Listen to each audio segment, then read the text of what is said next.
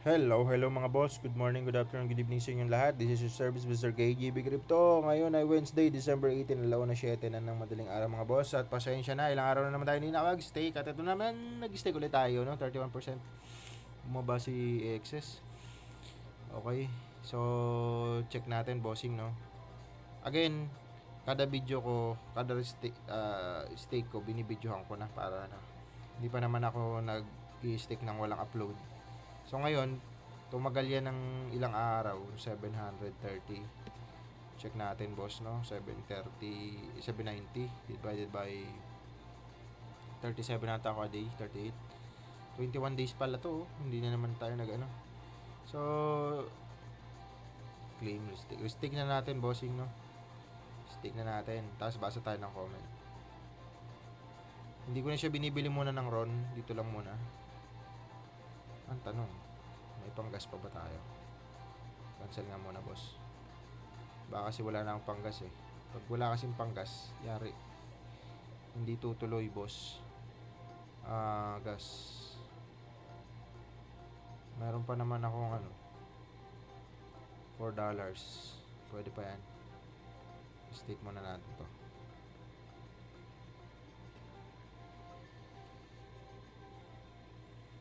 Bihira ko na lang to i-view yung excess eh. Pero sana umangat. Konti. Sana nga umabot. Pero wala pa naman kasing bull market eh.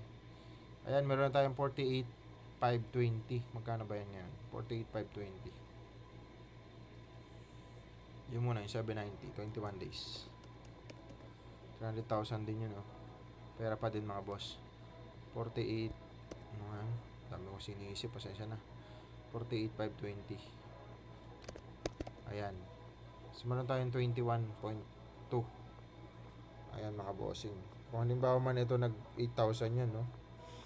1.5 na lang muna. Try natin. 1.5. Ito boss, ano lang to mga boss ha. Ayan, 72. Pangarap lang po ito. Siyempre, libre lang naman mangarap. Libre na nga, tinitipid pa natin, no? Ayan. Sana umangat na si XS kasi wala pa naman talagang bull market na mga altcoin. Si Bitcoin pa lang yung bumubongga. Yung mga altcoin, naka ano yan kay Ethereum eh. Si Ethereum kasi hindi niya pa nababasag yung all-time high niya. So, sana maano niya na. Pero ito XRP, maraming potential. Kaka-launch lang nung stable token ng XRP mga boss. So, malaking potential dito sa XRP na to. May 100 plus tayo dyan. 128 ata yun na XRP.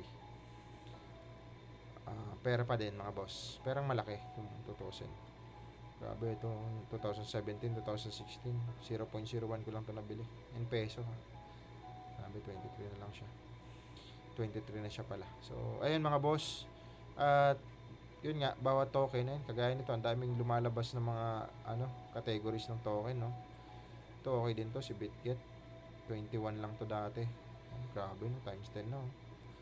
Hindi ako bumili nito, no. Kasi wala akong dito sa BitGet eh. Pero dati 21 lang to eh. Times 10 na sana siya oh. 21. Dito banda yun. Oh. Basta 21 ko to dapat bibilin.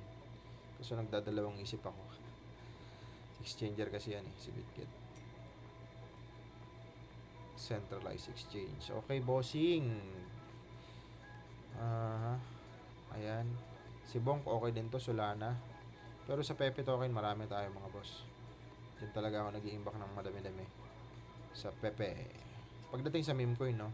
Siyempre, iba-iba naman ang kategorya ng crypto. Marami yan, iba-iba. Layer 1, Layer 2, RTW, ayan. Proof of work, Proof of stake. Ito kasi si Bitcoin before, Proof of work. Naging Proof of stake na, si Ethereum. Si Ethereum, pares pala sila proof of work. Naging proof of stake na para daw sa climate change. Kasi ang dami nga namang masisirang Alameda Research. Ang dami, no? Galaxy Digital Portfolio. Stable. Ito yung mga category guys, no? Sa meme token, sino ba rito? Shiba pa rin. Check natin. Dogecoin, Shiba. Ito, tatlo na to. Ayun, may ganyan ka lang. Pag pa bull market, etong mga to, grabe umangat. Pero grabe rin yung bumaba pag bear market. Kaya, kumbaga, ito, 15 mil ko lang nabili. Yung 15,000 ko nito, naging ano na siya eh, naging 1 million. Sobrang baba ko lang nabili yung mug ko dati. Pero pinapalitan ko na. Nilipad ko sa Pepe. So, ayan siya mga bossing. At, yun nga, dito lang yung titingnan sa mga, dito sa Dex tool. Tingin-tingin ka rin dito. Dito pa minsan-minsan, sinisilip ko pa rin itong tinitingnan ko dati ng mga trending crypto, no? Kung ano ba yung mga sinesearch ng mga tao ng mga crypto. Kasi syempre hindi naman lahat sa grupo naman ng mga whales alam lahat eh. Hindi naman ganun. Hindi naman forever ka nakatutok sa screen, syempre. Oh, ito. Hyperliquid. Bago to, tsaka to. So, makikita nyo dyan, boss, kung sino ba yung mga yan, bakit siya sinesearch. Ito yung Bana, parang nag-BNB to eh. Binance. Check natin, no. Ito siya. Ito yung wallet niya, boss. Pag copy mo ng wallet, ipipaste mo lang dito sa Dex tool para makita mo sa Dex tool kung ano ba yung wallet na yan. Kung nandito, kung available, no. Minsan kasi hindi lahat eh. Pero sa dami naman ng covered nito na ano, na ay ganun. Kaya pala, isa rin pala sa mga blockchain tong scroll na to. Ayos din to ah. Okay.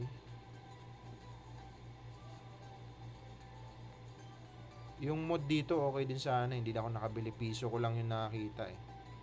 Eto. Ba yun? Ito. Blockchain din kasi to.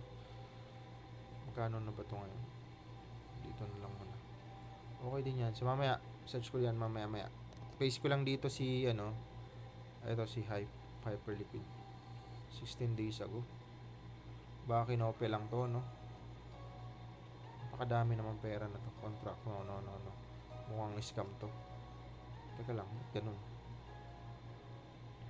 Nasa base ano yung gamit niya eh. Base blockchain to. Minsan kasi, yung mga ano natin, watchdog, tagatingin ng contract, eh, hindi sila familiar lalo na pagbagong blockchain. Kaya kadalasan ganyan. Danger daw. Hindi ko lang alam. Teka lang, hindi natin to. Ito siya eh. Mahirap kasi magsalita ng tapos mga boss. Ayan. Pag hindi ko alam, ayoko magsalita ng ano. So, ito yung totoong chart niya. Wala siya pa sa ano, yung gecko. Ito yung mga na team behind. Tapos ito yung walang investor ah. Tapos hanapin natin tong isa. Ligo. Isipon ako ah. Base blockchain din to. Ito base ba tong isa? Hindi, ito iba siya oh. Ano ba yan?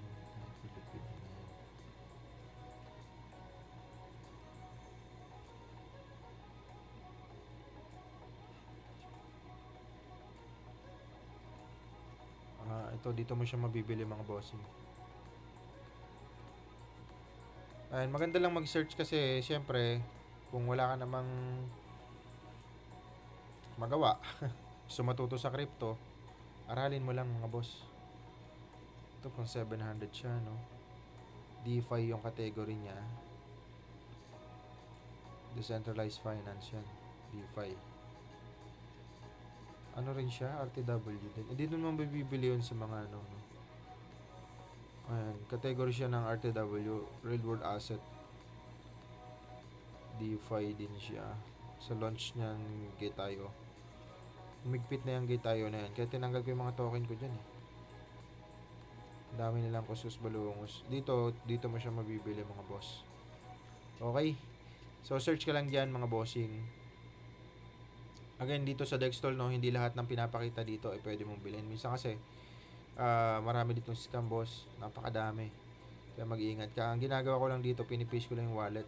Kasi minsan, pag may mga gusto akong token bilhin, binubyo ko muna dito para hindi ko na iniisa-isa. Kasi minsan pwede mo naman iisa-isa dito sa GoPlus at sa Honeypot. Pero syempre, dito na lang, diretso na. Kung ano man yung mga token na yan. So, pili ka lang ng blockchain na gusto mo. Kunyari ito, Ethereum. Sino ba mga nangunguna ngayon sa Ethereum na pwede mong bilhin? Ayan. Pwede mong tignan yung kontrata. O kunyari ito, si Maga. O, ayan. Audited naman siya. Okay naman yung ano niya. Okay lahat, oh.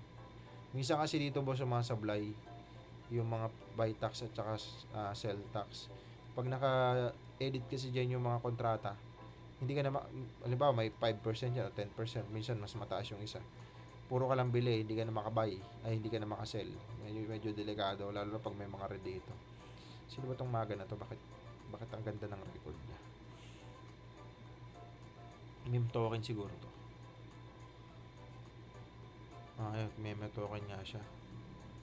So, again, no, hindi lahat ng binibigyo natin marami kasi yung gawa-gawa lang ng contract. So, ito bago. 2024. 1 year na rin siya mahigit. Tapos, dito yan mabibili sa kung sino mga tumatangkilik na exchange dyan.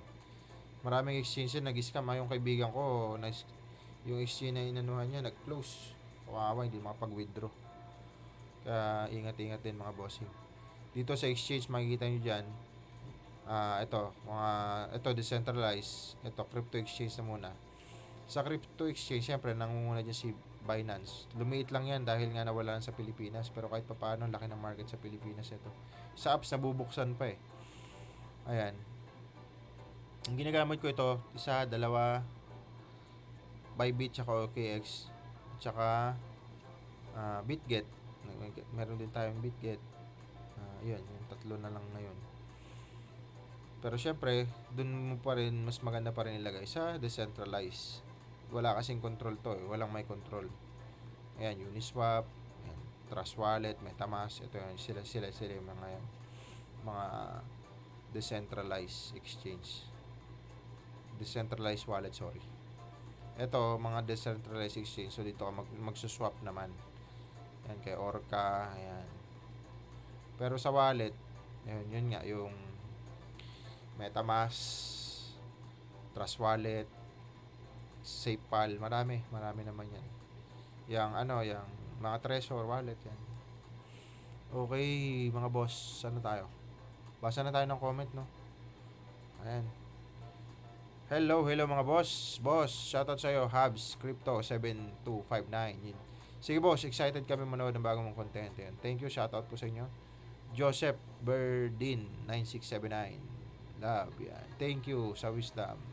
Reynold Camero 379. Shoutout sa iyo, sir.